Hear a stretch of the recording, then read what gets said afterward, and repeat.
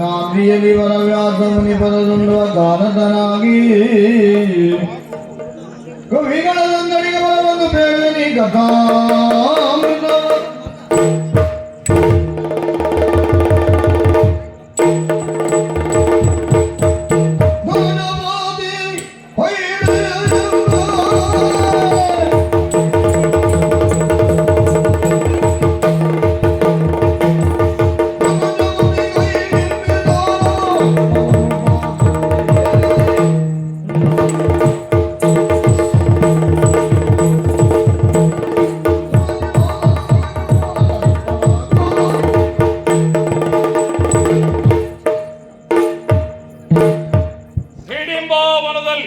ಹೈಡಿಂಬಿಯಾದಂತಹ ನನ್ನ ಒಡ್ಡೋಲಗ ಸರಿ, ಆದ್ರೆ ಪ್ರತಿಯೊಬ್ಬರ ನಿರೀಕ್ಷೆ ಯಾಕೆ ಈ ಹೊತ್ತಿಗೆ ಈ ಘಟೋತ್ಕಜ ಈ ರೀತಿಯಾಗಿ ಓಲಗವನ್ನ ಕೊಟ್ಟ ಎನ್ನುವುದಾಗಿ ಹೌದಲ್ಲ. ಅರ್ಥ ಆಗಬೇಕು ಅಂತಾದ್ರೆ ಒಬ್ಬನೇ ಮಾತಾಡುವುದಲ್ಲವೇ ಅಲ್ಲ. ನಮಗೆ ಇವತ್ತು ಬೇಕಾದದ್ದು ಇವನೇ ಎನ್ನುವುದಾಗಿ ಅವನನ್ನೇ ಗುರುತಿಸಿದ್ದೇನೆ. ಎಲ್ಲಿ ಹೋದ ಏ ಸುಮುಖ?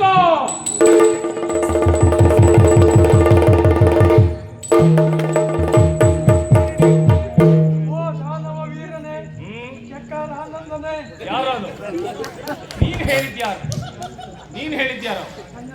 ಈ ಸಾಲವರಿಗೆಲ್ಲ ಆನಂದವನ್ನು ಉಂಟು ಮಾಡುವ ಕೆಕ್ಕರಿಸಿ ನೋಡುವವ. ನೋಡುವುದು ಹೇಗೆ ಇದ್ರು ನನ್ನಲ್ಲಿ ಇರುವಂತದ್ದು ನಿನ್ನ ಮೇಲೆ ಕರುಣಾಭಾವ. ಸರಿ, ನಿನ್ನನ್ನ ಕರೆದದ್ದು ಯಾಕೆ ಗೊತ್ತಾಯ್ತೇನು? ಗೊತ್ತಾಗ್ಲಿಲ್ಲ.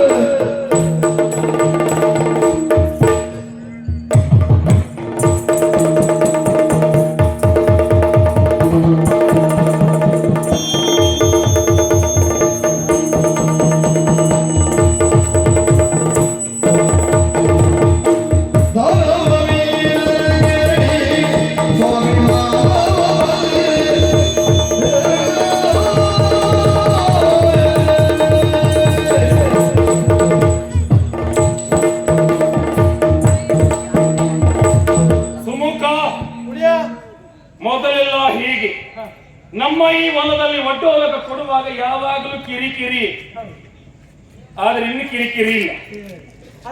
ಈಗ ವ್ಯವಸ್ಥೆ ಪ್ರಶಾಂತ ಆಯ್ತು, ಅನುಮಾನವೇ ಇಲ್ಲ. ಯಾಕೆ? ಆಗುವುದಿಲ್ಲ. ಯಾಕೆ ಆಗುವುದಿಲ್ಲ? ಆಳ್ವಿಕೆಯನ್ನು ನಡೆಸುವ ಈ ಹೈಡಿಮಿ ನೆನಪಿರಲಿ, ನಮ್ಮ ವ್ಯವಸ್ಥೆ ಬರುವಲ್ಲಿಯೇ ತನಕ ಭೀಮ ಹಿಡಂಬಿಯರ ಆಕಸ್ಮಿಕ ಪುತ್ರ ನೀವು. ಆಕಸ್ಮಿಕ ಪುತ್ರ ನೀನು. ಯಾವುದದು ಆಕಸ್ಮಿಕ ಪುತ್ರ? ಅಂದ್ರೆ ಭೀಮ ಹಿಡಂಬಿಯರಿಂದ ಈ ಪ್ರಪಂಚದಲ್ಲಿ ಹುಟ್ಟಿಕೊಂಡವ. ಆಕಸ್ಮಿಕ ಪುತ್ರ ಅಂದ್ರೆ ಹಾ, ನೀವೇ ಹುಡ್ತೀರಿ ಅಂತ ನಿರೀಕ್ಷೆ ಇತ್ತು ಅವ್ರಿಗೆ. ನಿನಗೆ ನಿನ್ನ ಅಪ್ಪ ಅಮ್ಮನಿಗೆ ಹುಟ್ಟೇನೆ ಅಂತ ನಿರೀಕ್ಷೆ ಇತ್ತ ನಿನಗೆ? ಆಗಲಿ, ನೀನು ಹೇಳಿದ್ದು ಸರಿ. ನನ್ನ ತಾಯಿಗೆ ಭೀಮಸೇನ ಸಿಗ್ತಾನೆ ಅಂತ ನಿರೀಕ್ಷೆ ಇರಲಿಲ್ಲ. ಇಲ್ಲ ಭೀಮಸೇನನಿಗೆ ಇಂಥವಳು ಒಳೆದು ಬರ್ತಾಳೆ ಅಂತ ಗೊತ್ತಿರಲಿಲ್ಲ. ಇಲ್ಲ ಅಪೇಕ್ಷೆಯೂ ಅವರಲ್ಲಿ ಇರಲಿಲ್ಲ. ಹಾಗಾಗಿ ನೀನು ಹೇಳಿದ್ದು ಸರಿ, ಆಕಸ್ಮಿಕ ಪುತ್ರನೇ. ಹೌದು, ನಾನು ಹೌದು. ನೀನು ಕೆಲವೊಮ್ಮೆ ಹೆಚ್ಚಿನ ಬಾರಿ ತಪ್ಪು ಮಾತಾಡಿದ್ರು ಕೆಲವೊಮ್ಮೆ ಸರಿ ಮಾತಾಡ್ತೀನಿ. ಅಲ್ಲ ಹಾ ಅದಕ್ಕೆ ನಾನು ಮಾತಾಡೋದು ತಪ್ಪು. ಹಾ, ಸರಿ ಉಂಟು. ವಿಷಯ ಸರಿ ಉಂಟು. ಹೇಳುವುದು ಹೇಗೆ? ಆ ನೆಲೆಯಲ್ಲಿಯೇ ನಿನ್ನನ್ನು ಇರಿಸಿಕೊಂಡದ್ದು. ಹಾಲಿಟ್ಟಿನಲ್ಲಿ ಆಲೋಚನೆ ಮಾಡಿದ. ಆ ಹಾಲಿಟ್ಟಿನಲ್ಲಿ ನೀನು ಕುಡಿಬೇಕು. ಹಾಲಿಟ್ಟಿನಲ್ಲಿ ಆಲೋಚನೆ ಮಾಡುವುದು. ಆ ನಿಟ್ಟಿನಲ್ಲಿ ಆಲೋಚನೆಯನ್ನ ಮಾಡಿದರೆ ಸರಿ. ಯಾಕೆ ಹೇಳಿದ್ದು? ಪ್ರಪಂಚ ಮುಖದಲ್ಲಿ ಧನಜರು ಅಂತ ಹೇಳಿದ್ರೆ ಪ್ರತಿಯೊಬ್ಬರಿಂದಲೂ ತಿರಸ್ಕಾರವನ್ನು ಹೊಂದಿದವರೇ. ಹೋಗಿ ಮಾನವರಲ್ಲಿ ಕೇಳಿದ್ರೆ ನಿಮ್ಮ ಮುಖವನ್ನು ನೋಡುವುದಕ್ಕಾದೀತು ಅಂತ ಹೇಳ್ತಾರೆ. ದೇವತೆಗಳು ನಮ್ಮನ್ನ ತಿರಸ್ಕರಿಸಿ ಬದಿಗಿರಿಸಿದ್ದಾರೆ. ಹಾಗಾದ್ರೆ ಇದಕ್ಕೆ ಕಾರಣ ಆದದ್ದೇನು ಅಂತ ಸರಿಯಾಗಿ ಯೋಚಿಸಿದ್ದೆ ಹೋದಾದ್ರೆ ನಮ್ಮೊಳಗಿರುವಂತಹ ದುರ್ಗುಣವೇ ಇರುವುದು. ದುರ್ಗುಣವನ್ನೇ ನಾವು ನಮ್ಮ ಸುಮುಖ ಅಂತ ಹೇಳಿಕೊಳ್ತೇವೆ. ಹೌದು. ಆದ್ರೆ ನಿಜವಾಗಿ ಸುಮುಖತ್ವ ಯಾವುದು ಅಂತ ಕೇಳಿದ್ರೆ ಅದು ಧರ್ಮ. ಆ ಧರ್ಮವನ್ನ ಉಳಿಸಿಕೊಂಡು ಧರ್ಮದ ಮೂಲಕವಾಗಿಯೇ ಪ್ರಪಂಚದಲ್ಲಿ ಮುಂದುವರಿದದ್ದೇ ಹೌದು ಅಂತಾದ್ರೆ ನಿಜವಾಗಿ ಅವ ಸುಮುಖನಾಗುತ್ತಾನೆ. ರಾತ್ರಿಯ ಕಾಲದಲ್ಲಿ ಸಂಚಾರ ಮಾಡುವುದು, ಬೇಕೋ ಬೇಡವೋ ಒಂದಿಷ್ಟನ್ನ ತಿನ್ನುವುದು, ಒಂದಿಷ್ಟನ್ನ ಕೊಲ್ಲುವಂಥದ್ದು, ತಿಂದು ಮುಗಿಯಿತೋ ಒಂದಿಷ್ಟು ಕುಡಿಯುವುದು. ಕುಡಿದ ಮೇಲೆ ನಾವು ಏನು ಮಾಡ್ತೇವೆ ಅಂತ ನಮ್ಗೆ ಗೊತ್ತಿರುವುದಿಲ್ಲ. ಅಲ್ಲ ಏನ್ ಮಾಡ್ತೇವೆ ಗೊತ್ತಾಗಕ್ಕೆ ಏನು ನಿನ್ನ ಅನುಭವ ಆ ವಿಚಾರದಲ್ಲಿ ನನಗಿಲ್ಲ. ಅದಕ್ಕೆಲ್ಲ ನಮ್ಗೆ ನೀವೇ ಗುರು. ಅಲ್ಲ ನಾನು ಗುರು ಅಲ್ಲ, ನಿನ್ನ ಅನುಭವ ನನಗಿಲ್ಲ. ಯಾಕೆ? ವೀರ ವೈಷ್ಣವ ಎನ್ನುವಂತಹ ನೆಲೆಯಲ್ಲಿ ಬದುಕಿ ಬಾಳಿದವ. ಅದು ಮಾಡುವುದು ಬೇಡ. ಇಲ್ಲಿಯ ತನಕ ಅಂತೂ ಮಾಡಿ ಹಾಳಾದ್ರೂ ತೊಂದರೆ ಇಲ್ಲ, ಇನ್ನು ಮುಂದೆ ಮಾಡಬಾರದು ಸುಮುಖ. ಇಲ್ಲ ಹಾಳಾಗುವಷ್ಟು ಮಾಡುವ ಅಂದ್ರೆ ಮಾಡುವುದು ಅಂತ ಹೇಳುವುದು ತಪ್ಪು. ಆದ್ರೆ ನಮ್ಮ ಗುಣ ಆಗಲಿ. ನೀನು ಹೇಳುವುದು ಹೌದು. ವ್ಯಕ್ತಿ ಆದವನಿಗೆ ಈಗ ನಶೆ ಬರಬೇಕು ಅಂತಾದ್ರೆ ಯಾಕೆ? ನನಗಿರುವ ನೋವನ್ನು ಮರೀಬೇಕು. ಅದೊಂದೇ ದಾರಿ ಅಂತ ಕೇಳಿದ್ರೆ ಅದಲ್ಲ. ಕೇವಲ ಮದ್ಯದಿಂದ ಮಾತ್ರ ನಶೆ ಬರುವುದಿಲ್ಲ, ಅಲ್ಲಿವೇ ವಿದ್ಯೆಯಿಂದಲೂ ನಶೆ ಬರ್ತದೆ. ಎಲ್ಲದರಿಂದಲೂ ನಶೆ ಬರ್ತದೆ. ವ್ಯಕ್ತಿ ಆದವನಿಗೆ ಇದು ಬೇಕು ಎನ್ನುವ ಹಂಬಲ ಹೆಚ್ಚಾಯಿತು, ಆ ವಿಚಾರದ ಕುರಿತು ನಶೆ ಹೆಚ್ಚುತ್ತದೆ. ನಾನು ಅದೇ ನಶೆಯನ್ನು ಹೇಳಿದ್ದೆ. ಯಾವುದು? ಇದು ಬೇಕು ಎನ್ನುವುದಾಗಿ ಅಧರ್ಮದ ಮಾರ್ಗದಲ್ಲಿ ಮುಂದುವರಿದರೆ ಅದರ ನಶೆಯೇ ಹೆಚ್ಚಾಗುವುದಕ್ಕೆ ತೊಡಗುತ್ತದೆ. ನಮಗೆ ಬೇಕಾದದ್ದು ಧರ್ಮದ ನಶೆ. ಧರ್ಮವನ್ನು ಹೇಗೆ ಉಳಿಸಬೇಕು, ತನ್ಮೂಲಕವಾಗಿ ಎಲ್ಲರಿಂದಲೂ ತಿರಸ್ಕೃತವಾದಂತಹ ನಮ್ಮ ಈ ದಾನವ ಕುಲ ಎನ್ನುವುದು ಮುಂದೆ ಬರುವುದಕ್ಕೆ ಏನು ಆಲೋಚನೆ ಮಾಡಬೇಕು ಎನ್ನುವುದಾಗಿ ನೋಡಿದಾಗ ನನಗನ್ನಿಸಿದ್ದೇನೆ, ಹುಟ್ಟಿದ ದಾನವರೆಲ್ಲ ಕೆಟ್ಟವರಲ್ಲವೇ ಅಲ್ಲ, ಬಲಿಯಂತವನು ಆಗಿ ಹೋಗಿದ್ದಾನೆ. ವೈಷ್ಣವ ಶ್ರೇಷ್ಠನಾದಂತಹ ನಮ್ಮ ಪ್ರಹ್ಲಾದನು ಹುಟ್ಟಿ ಬಂದಿದ್ದಾನೆ. ಕಿವಿಯಂತವನವಾಗಿ ಹೋಗಿದ್ದ. ಅದರ ನಂತರದಲ್ಲಿ ಕಳೆದ ಯುಗದಲ್ಲಿ ರಾವಣನ ತಮ್ಮನಾಗಿ ಹುಟ್ಟಿದರು ವಿಭೀಷಣ. ಎಂತಹ ಶ್ರೇಷ್ಠ ಭಕ್ತ ಅಂತ ಹೇಳಿಸಿಕೊಂಡ ನೋಡಿ. ಅದೇ ರೀತಿಯಲ್ಲಿ ನಾವು ಮುಂದುವರಿಯಬೇಕು ಅಂತ. ಒಳ್ಳೆಯವರೆಲ್ಲ ಕೆಟ್ಟವರಲ್ಲ. ಇದರ ವಿಚಾರ ನನಗೆ ಅರ್ಥ ಆಗಲಿಲ್ಲ. ಒಳ್ಳೆಯವರೆಲ್ಲ ಕೆಟ್ಟವರಲ್ಲ ಅಂತ ಹೇಳಿದೆ. ಏನಿರಲಿ, ಕೆಟ್ಟವರೆಲ್ಲ ಒಳ್ಳೆಯವರು ಅಲ್ಲ. ನೀನು ಹೇಳಿದಾಗ ಒಳ್ಳೆಯವರೆಲ್ಲ ಕೆಟ್ಟವರಲ್ಲ, ಕೆಟ್ಟವರೆಲ್ಲರೂ ಒಳ್ಳೆಯವರು ಅಂತಲೂ ಹೇಳುವುದು. ಎಲ್ಲರಲ್ಲಿಯೂ ಒಳ್ಳೆಯದುಂಟು, ಎಲ್ಲರಲ್ಲಿಯೂ ಕೆಟ್ಟದ್ದುಂಟು. ಆದರೆ ನಮ್ಮಲ್ಲಿರುವಂತಹ ಒಳ್ಳೆಯತನವನ್ನು ಹೆಚ್ಚಿಸಿಕೊಂಡು ಇನ್ನು ಮುಂದೆ ಬದುಕಬೇಕು ಎನ್ನುವುದು ನನ್ನ ಆಶಯ. ಆಮೇಲೆ ಇಲ್ಲಿ ಒಂದು ಕೆಲಸ ಮಾಡಿ, ಆದಷ್ಟು ಬೇಗ ನೀನೊಂದು ತಿರುಗಾಟಕ್ಕೆ ಹೋಗಬೇಕೀಗ. ಅಂದ್ರೆ ಪ್ರಪಂಚವನ್ನ ಸುತ್ತಬೇಕು. ಎಲ್ಲೆಲ್ಲಿ ನಮ್ಮವರೆಲ್ಲ ಇದ್ದಾರೆ, ನಮ್ಮವರ ಆಳ್ವಿಕೆ ಎನ್ನುವುದು ಎಲ್ಲುಂಟು, ಅಲ್ಲೆಲ್ಲ ಹೋಗಿ ಧರ್ಮ ಹೇಗುಂಟು ಎನ್ನುವುದನ್ನು ಮೊದಲಾಗಿ ಪರೀಕ್ಷಿಸಬೇಕು. ಖಂಡಿತ ಹೌದು. ಯಾಕೆಂದ್ರೆ ಪ್ರತಿಯೊಂದು ಜೀವಿಗೂ ಅದರದ್ದೇ ಆದ ಒಂದು ಧರ್ಮವು ಖಂಡಿತ. ಹಾಗಾಗಿ ಆ ಧರ್ಮವನ್ನು ಅದು ಪಾಲಿಸ್ತದೆ. ಅದನ್ನು ನೋಡಬೇಕೋ ಬೇಡುವ. ಈಗ ನಮ್ಮವರು ಧರ್ಮದ ಮಾರ್ಗದಲ್ಲಿ ಮುಂದುವರಿಯುತ್ತಾ ಇದ್ದಾರೆ ಅಂತ ಪ್ರಶ್ನೆ ಮಾಡಬೇಕು ಅಂತಿಲ್ಲ. ಇಲ್ಲಿಯ ತನಕ ಹೇಗೆ ಅಧರ್ಮಿಗಳಾಗಿ ಬದುಕಿದ್ದಾರೆ, ಗುಹೆಗಳಲ್ಲಿ ಇದ್ದಾರೆ, ಅದೇ ರೀತಿಯಲ್ಲಿ ಇದ್ದಾರೆ ಅಂತ ಆದ್ರೆ ಅವರಿಗೆ ಇನ್ನು ಮುಂದೆ ಧರ್ಮದಲ್ಲಿ ಬದುಕುವುದಕ್ಕೆ ಏನು ಮಾಡಬೇಕು ಎನ್ನುವುದಾಗಿ ಒಂದಿಷ್ಟು ಮಾರ್ಗಸೂಚನೆಗಳನ್ನು ಅವರಿಗೆ ನೀನು ಕೊಡಬೇಕು. ಕೆಲವೊಂದು ಆಹಾರ ಪಠ್ಯ ಅಂತ ಉಂಟು. ಹೌದು. ಕತ್ತೆ ಪುಸ್ತಕವನ್ನು ತಿನ್ನಿಸ್ತದೆ. ಆ? ಕತ್ತೆ ಕತ್ತೆ ಪುಸ್ತಕವನ್ನು ತಿನ್ನುತ್ತದೆ. ಪುಸ್ತಕ ತಿನ್ನುತ್ತದೆ. ಪುಸ್ತಕ ನಮ್ಮ ತಲೆ ತಿಂತದೆ. ಈಗ ಒಂದೊಂದು ಸಿಕ್ಕು ಉದಾಹರಣೆ ಅಂತ ಹೇಳಿದ್ರೆ ನಿನ್ನನ್ನೇ ಯಾಕೆ ಬೇರೆಯವರು ಹೇಳುವುದು ಕಳಿಸುವುದು ಗೊತ್ತುಂಟ. ಒಂದು ವೇಳೆ ಅವ ಎಷ್ಟೇ ಹಠ ಮಾಡಿದ್ರು ಮತ್ತೆ ನಿನ್ನ ಮಾತು ಕೇಳಿದ ಮೇಲೆ ಆದ್ರೂ ಆಯ್ತು ಪುಣ್ಯಾತ್ಮ ನೀನು ಹೇಳಿದಾಗೆ ಕೇಳ್ತೇನೆ ಅಂತ ಆದ್ರೂ ಅವ ಕೈ ಮುಗಿಬೇಕು. ಆನೆಯಲ್ಲಿ ನಿನ್ನ ನೀರು ಕಳಿಸಿ ಕೊಡು. ಹೋಗು, ಎಲ್ಲರಿಗೂ ಮಾರ್ಗದರ್ಶನವನ್ನು ನೀಡಿ. ಒಂದು ವೇಳೆ ಅವರು ಕೇಳಲಿಲ್ಲ ಅಂತ ಆದ್ರೆ ಘಟೋತ್ಕಚ ಹೇಳಿ ಕಳಿಸಿದ್ದು ಅಂತ ಅವರಿಗೆ ಸೂಚನೆಯನ್ನು ಕೊಡಬೇಕು. ವಿಡಂಬಾವನದ ಸರ್ವಾಧಿಕಾರಿ ಕಲಿ ಘಟೋತ್ಕಚನ ಆಣತಿ ಅಪ್ಪಣೆ ಇದು ಅಂತ ಹೇಳಬೇಕು. ಒಂದು ವೇಳೆ ನನ್ನ ಅಪ್ಪಣೆಯನ್ನು ತಿರಸ್ಕರಿಸ್ತಾರೆ ಅಂತ ಆದ್ರೆ ಇಲ್ಲಿ ಬಂದು ಹೇಳು, ನಾನು ಏನು ಅಂತ ಅವರನ್ನು ನೋಡಿಕೊಳ್ಳುತ್ತೇನೆ. ಹೌದು, ಒಳ್ಳೆಯದಾಗಿ.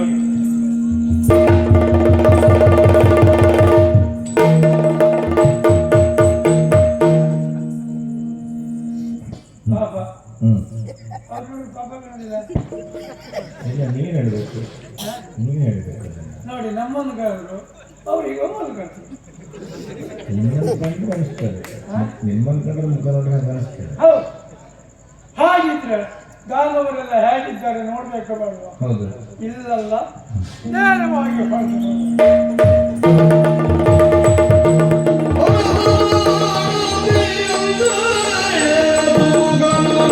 ಕರಳಿದನು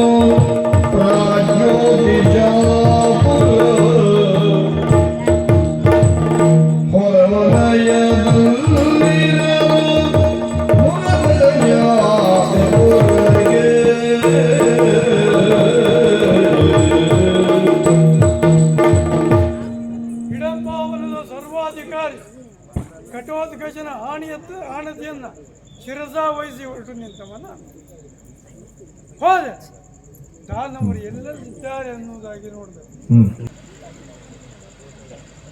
ಹಾಗೆ ಪ್ರತಿಯೊಂದು ರಾಜ್ಯವನ್ನು,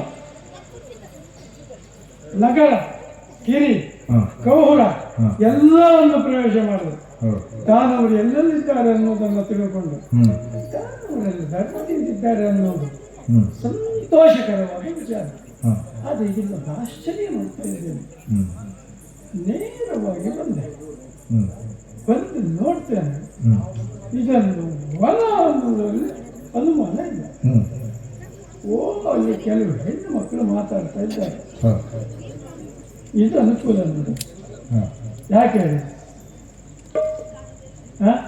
ಕಾರಣ ಮತ್ತೇನು? ಒಂದು ಹೆಣ್ಣಿನ ಒಟ್ಟಿಗೆ ಬದುಕುವ ಬಾಳು 100 ಗ್ರಂಥಕ್ಕೆ ಸಮ ಅಂತ ತಿಳಿದವರು ಹೇಳಿದ್ದಾರೆ. ಹಾಗಾಗಿ ಈ ಹೆಣ್ಣು ಮಕ್ಕಳು ಮಾತಾಡೋದು ಕೇಳಿದ್ರೆ ಇದು ಯಾವ ಊರು, ಯಾವ ರಾಜ್ಯ, ಏನು ಅರ್ಥ ಆಗ್ತದೆ ಇಲ್ವೋ? ಹಾಗಿದ್ರಿಲ್ಲ, ಗೌಪ್ಯವಾಗಿ ಅಲ್ಲ.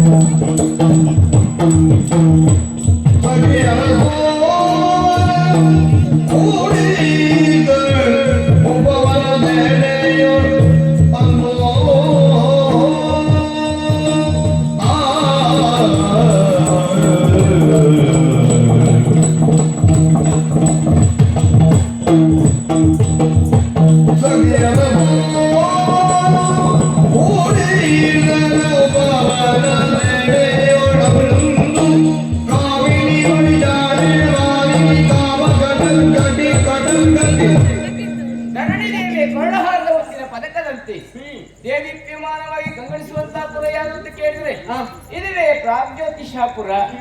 ಇಲ್ಲಿ ಅಧಿಕಾರಿ ಭಗದತ್ತ. ಈ ಹಿಂದೆ ನರಮೃತಾಸುರರ ಆಳ್ವಿಕೆ ಎನ್ನುವುದಿತ್ತು. ಅವರ ಆಳ್ವಿಕೆಯ ನಂತರದಲ್ಲಿ ಅವರು ಅಡಿದ ಬಳಿಕ ಭಗದತ್ತ ಅಂದ್ರೆ ಮುರಾಸುರನ ಮಗಳು ನಾನು ಮೌರ್ಯ ಎನ್ನುವ ಹಾಗೆ ನರಕಾಸುರನ ಮಗ ಭಗದತ್ತ. ಹಾಗಿದ್ರೆ ಒಂದೇ ತಂದೆ ತಾಯಿಯ ಮಕ್ಕಳು ನಾವಿರುವರಲ್ಲ ಅಲ್ವೇ? ಆದರೂ ನನ್ನ ತಂಗಿಯೋಪಾದಿಯಲ್ಲಿ ಮಗಳೋಪಾದಿಯಲ್ಲಿ ಸಾಕಿ ಬೆಳೆಸಿದವು ಭಗದತ್ತ ಅಲ್ವೇ ಅಲ್ವಾ? ಹಾಗೆಯೇ ಸಕಾಲಕ್ಕೆ ಸರಿಯಾಗಿ ಗುರುಮಠವನ್ನೆಲ್ಲ ಸೇರಿ ಸಕಲ ವಿದ್ಯೆಗಳನ್ನ ಕಲಿತು ಅರಮನೆವರೆಗಾಗಿ ಬಂದವಳು ನಾನು. ಹೀಗೆ ಪ್ರಾಯಪ್ರಬುದ್ಧಿಯಾದಂತಹ ತನ್ನ ತಂಗಿಗೆ ಮದುವೆ ಮಾಡಿಸಬೇಕೆನ್ನುವ ಕಾರಣಕ್ಕಾಗಿ ನನ್ನ ಅಣ್ಣ ಮದುವೆಯ ಪ್ರಸ್ತಾಪವನ್ನು ಮಾಡಿದ. ಹೌದಾ? ಹಾ, ಮದುವೆಯ ವಿಚಾರ ಬಂದಾಗ ನನ್ನ ಅಣ್ಣನಲ್ಲಿ ಒಂದು ನಿಬಂಧನೆ ಇರಿಸಿದೆ. ಅದು ಯಾವ ಕಾರಣಕ್ಕಾಗಿ? ಓ ವಾರಿಜಾಕ್ಷಿಯರೇ,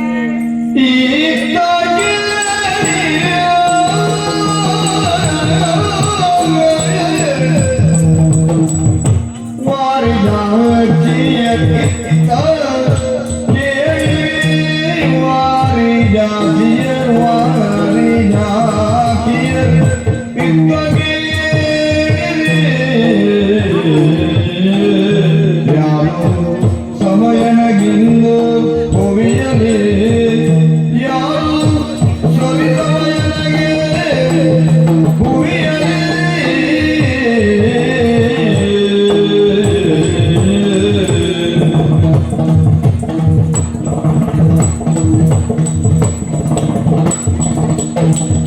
ಗೌರಿ ರಮೇಶಾರದೆಯೋ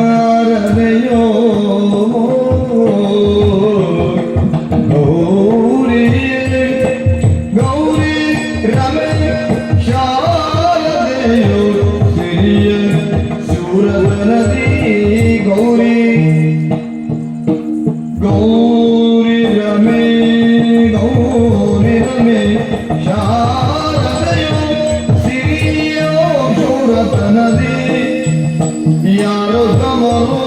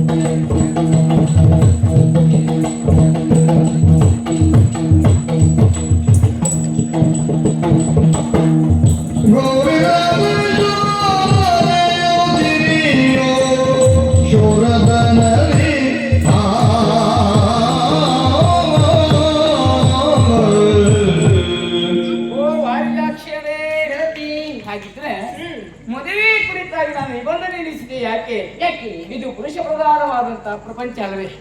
ಇಲ್ಲಿ ಪುರುಷನೇ ಶ್ರೇಷ್ಠನಾಗಿರಬೇಕು. ಹಾಗಿದ್ರೆ ಈ ಮಾತನಾಡುವುದಕ್ಕೆ ಕಾರಣ ಏನು? ಯಾವುದರಲ್ಲಿ ನನಗೆ ಕೊರತೆ ಉಂಟು ಹೇಳು? ವಿದ್ಯೆಯಲ್ಲಿಯೋ, ರೂಪದಲ್ಲಿಯೋ, ಗುಣದಲ್ಲಿಯೋ, ಐಶ್ವರ್ಯದಲ್ಲಿಯೋ, ಅಂತಸ್ತಿನಲ್ಲಿಯೋ, ಎಲ್ಲದರಲ್ಲಿಯೂ ನಾನು ಸಾಧಿಸಿದವಳು ಅನೇಕ ರೀತಿಯಲ್ಲಿ. ಹಾಗೆ ವಿದ್ಯೆಯ ಅಧಿದೇವತೆ ಯಾರು ಅಂತ ಕೇಳಿದ್ರೆ ಆ ಶಾರದೆ ಅಲ್ವಾ? ಹೌದು. ಅವಳಿಗಿಂತಲೂ ನನಗೇನು ಕಡಿಮೆ ಉಂಟಾ? ಎಲ್ಲಾ ವಿದ್ಯೆಗಳನ್ನು ಬಲ್ಲವಳು, ಸಕಲ ಶಸ್ತ್ರ ಶಾಸ್ತ್ರ ಎಲ್ಲ ಅಭ್ಯಾಸವನ್ನು ಮಾಡಿ ಪೂರೈಸಿ ಬಂದವಳು. ಹಾಗೆಯೇ ಶಕ್ತಿಯ ಅಧಿದೇವತೆ ಯಾರು ಅಂತ ಕೇಳಿದ್ರೆ ಪಾರ್ವತಿ ಅಲ್ವಾ? ಅವಳಿಗಿಂತಲೂ ನನಗೆ ಕಡಿಮೆ ಉಂಟಾ ಸಾಮರ್ಥ್ಯದಲ್ಲಿ? ಎಲ್ಲಾ ವಿದ್ಯೆಯನ್ನು ಬಲ್ಲವಳು. ಹೌದು. ಹಾಗೆಯೇ ಧನದಲ್ಲಿ ಸಂಪತ್ತಿನಲ್ಲಿ ಅಧಿದೇವತೆ ಯಾರು ಅಂತ ಕೇಳಿದ್ರು ಲಕ್ಷ್ಮಿ ಅಲ್ವಾ? ನಮಗೆ ಯಾವುದಕ್ಕೆ ಕೊರತೆ ಉಂಟಾ? ಸಂಪತ್ತಿನಲ್ಲಿ ಕೊರತೆ ಉಂಟಾ? ಸಂಪತ್ತಿನ ಆಗರ ಅಂತ ಹೇಳಿದ್ರೆ ನಮ್ಮದಾದಂತ ಪುರ ಅಲ್ವಾ? ಹಾಗಾಗಿ ಹೇಳುವುದು ಆ ತ್ರಿಮೂರ್ತಿಗಳ ಮಡದೇರಿಗಿಂತಲೂ ಅಧಿಕವಾಗಿ ಉಂಟು ಅಂತ ಹೇಳಿದ್ರು ತಪ್ಪಾಗಲಿಕ್ಕಿಲ್ಲ. ಹಾಗಾಗಿ ಎಲ್ಲವೂ ಇದ್ದ ನಾನು ಒಬ್ಬ ಸಾಮಾನ್ಯ ವ್ಯಕ್ತಿಯನ್ನು ಮದುವೆ ಆಗುವುದಾ ಅಥವಾ ಅಣ್ಣ ತೋರಿಸಿದಂತ ಅವರನಿಗೆ ಕೊಳ್ಳೊಡ್ಡುವುದು ಅಂತ ಕೇಳುವುದು. ಹಾಗಾಗಿ ನಿಬಂಧನೆ ನಿಲ್ಲಿಸಿದ ಯಾವ ಕಾರಣಕ್ಕಾಗಿ? ಈಗ ಪುರುಷ ಪ್ರಧಾನವಾದಂತ ಪ್ರಪಂಚ ಅಲ್ವಾ? ಹಾಗಾಗಿ ನನ್ನ ಅಣ್ಣನಲ್ಲಿ ಹೇಳಿದೆ, ಅದು ಯಾವ ನಿಬಂಧನೆ? ವಾದ ಮಾಡಬೇಕು. ನನ್ನನ್ನು ವರಿಸುವಂತ ವರ ನನ್ನಲ್ಲಿ ವಾದ ಮಾಡಬೇಕು. ಹೌದಾ? ವಾದದಲ್ಲಿ ನನ್ನನ್ನು ಗೆಲ್ಲಬೇಕು. ಅಲ್ಲಿಗೆ ಮುಗಿಯುವುದಿಲ್ಲ. ವಾದದಲ್ಲಿ ಗೆದ್ದ ಬಳಿಕ ಯುದ್ಧ ಎನ್ನುವುದು ಏರ್ಪಡಬೇಕು. ಹೌದಾ? ಅಂದ್ರೆ ಬುದ್ಧಿವಂತನೂ ಆಗಿರಬೇಕು, ಸಾಮರ್ಥ್ಯವಂತನೂ ಆಗಿರಬೇಕು. ಸರಿ, ಅಂತವನ್ನು ನಾನು ವರಿಸಬೇಕು ಎನ್ನುವ ಹಾಗೆ ತೀರ್ಮಾನವನ್ನು ಕೈಗೊಂಡವಳು. ಅದಕ್ಕೆ ನನ್ನ ಅಣ್ಣನು ಒಪ್ಪಿಕೊಂಡಿದ್ದಾನೆ. ಹೌದು. ಹಾಗಾಗಿಯೇ ಅನೇಕ ಪ್ರಯತ್ನಗಳನ್ನು ನಡೆಸಿದ್ದಾರೆ. ಹೌದಾ? ಹಾಗಿದ್ರೆ ನನ್ನನ್ನು ಮದುವೆ ಆಗುವುದಕ್ಕೆ ಬಂದವರು ಅನೇಕರು ಬಂದಿದ್ದಾರೆ. ಹೌದಾ? ಎಲ್ಲರೂ ಬಗೆದು ಬಹುಜನ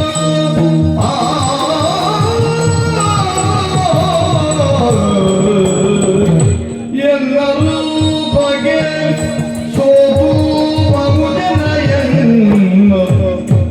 ಬಗೆ ಸೋತು ಬಹುಜನ ಖಿನ್ನರಾಗುದ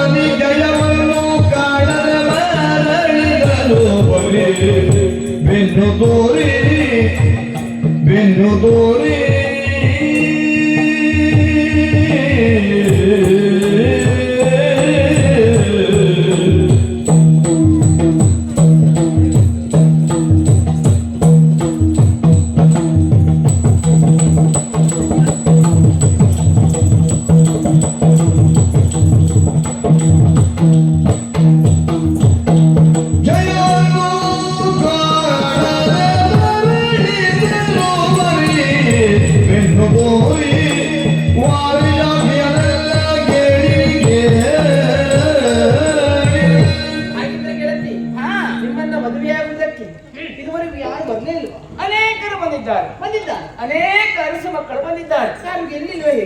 ಗೆಲ್ಲುವುದಕ್ಕೆ ಹೇಗೆ ಸಾಧ್ಯವೇ? ಅಂತಹ ವಿಕ್ರಮಿಗಳು ಅಥವಾ ಬುದ್ಧಿವಂತರು ಪಂಡಿತರು ಯಾರಿದ್ದಾರೆ ಅಂತ ನಾನು ಕೇಳುವುದು. ನನಗಿಂತ ನಮಗೆ ಆದಂತಹ ಸೌಂದರ್ಯ ಅಥವಾ ಪಾಂಡಿತ್ಯವನ್ನು ಉಳ್ಳವರು ಯಾರೂ ಇಲ್ಲ. ಹೌದಾ? ಇಲ್ಲಿಯವರೆಗೆ ಬಂದವರು ಹೇಗೆ ಕೆಲವರು ವಾದ ಮಾಡಿದ್ದಾರೆ, ಇನ್ನು ಕೆಲವರು ನನ್ನ ರೂಪವನ್ನೇ ನೋಡಿ ಅಬ್ಬಾ ಇವಳನ್ನು ಮದುವೆ ಆಗುವುದಕ್ಕೆ ನಮ್ಮಿಂದ ಸಾಧ್ಯ ಇಲ್ಲ ಅಂತ ಹಿಂತಿರುಗಿ ಹೋಗಿದ್ದಾನೆ. ಹೌದಾ? ಬರೀ ಬೆನ್ನು ನೋಡಿದ್ದೆ ಬಿಟ್ರೆ ಮತ್ತೆ ಯಾವ ಪ್ರಯೋಜನವೂ ಆಗಲಿಲ್ಲ. ಕೆಲವರು ವಾದ ಮಾಡಿದ್ದಾರೆ, ವಾದದಲ್ಲಿ ಸೋತಿದ್ದಾರೆ. ಇನ್ನು ಯುದ್ಧ ಮಾಡಲೇ ಇಲ್ಲ. ಯುದ್ಧ ಮಾಡಲಿಲ್ಲ. ವಾದದಲ್ಲಿ ಗೆದ್ದರೆ ಮಾತ್ರ ಯುದ್ಧ ಮಾಡುವುದು. ಹಾಗಾಗಿ ಯುದ್ಧ ಮಾಡುವ ಪ್ರಮೇಯ ಬರಲಿಲ್ಲ. ಯಾವುದಕ್ಕೂ ಕಾಲ ಎನ್ನುವುದು ಕೂಡಿ ಬರಬೇಕಲ್ಲ. ಹೌದಲ್ಲ. ನನ್ನ ಅಣ್ಣನ ಆಸೆಯೂ ಅದೇ. ನನ್ನ ತಂಗಿಯ ಮದುವೆ ಯಾವಾಗ ಆದೀತು, ಯಾವ ವರ ಯಾವಾಗ ಸಿಕ್ಕಾನೆನ್ನುವ ಹಾಗೆ ಆಲೋಚನೆಯಲ್ಲಿದ್ದಾನೆ. ಏನೇ ಇರಲಿ, ಯಾವುದಕ್ಕೂ ಕಾಲ ಎನ್ನುವುದು ಕೂಡಿ ಬರಬೇಕು. ಹಾಗಿದ್ರೆ ಮನದ ಬೇಸರವನ್ನು ಕಳೆಯುವುದಕ್ಕಾಗಿ ನಾವು ಉಪವನಕ್ಕೆ ಬಂದಿದ್ದೇವೆ. ಹೌದಾ? ಹೌದು. ಉಪವನ ಸುತ್ತಾಡ್ತಾ ಇದ್ದೇವೆ. ನೋಡು ನೋಡು, ಆ ಕಡೆ ಈ ಕಡೆ ನೋಡು.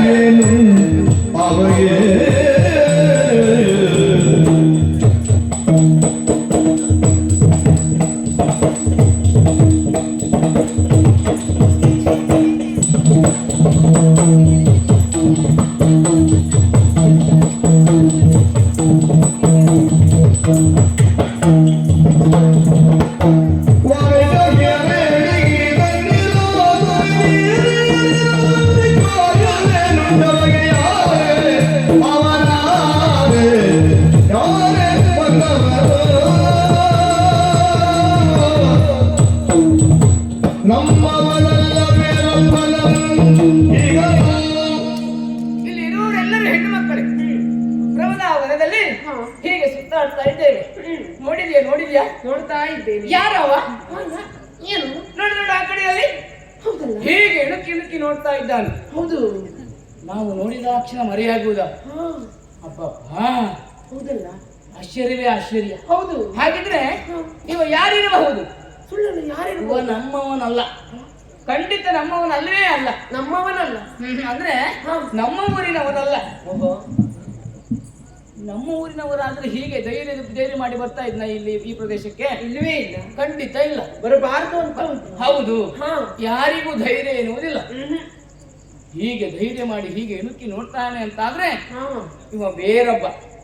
ಅಂದ್ರೆ ನಮ್ಮೂರಿನವನಲ್ಲ ಇವ, ನಮ್ಮ ರಾಜ್ಯದವನೇ ಅಲ್ಲ ಇವ. ಎಲ್ಲಿಂದಲೋ ಬಂದಿರಬೇಕು. ಹೌದಲ್ಲ. ಯಾವ ಕಾರಣದಿಂದ ಬಂದಿರಬಹುದು ಇವ? ಯಾಕೆ ಬಂದಿರಬಹುದು? ಯಾರಿರಬಹುದು?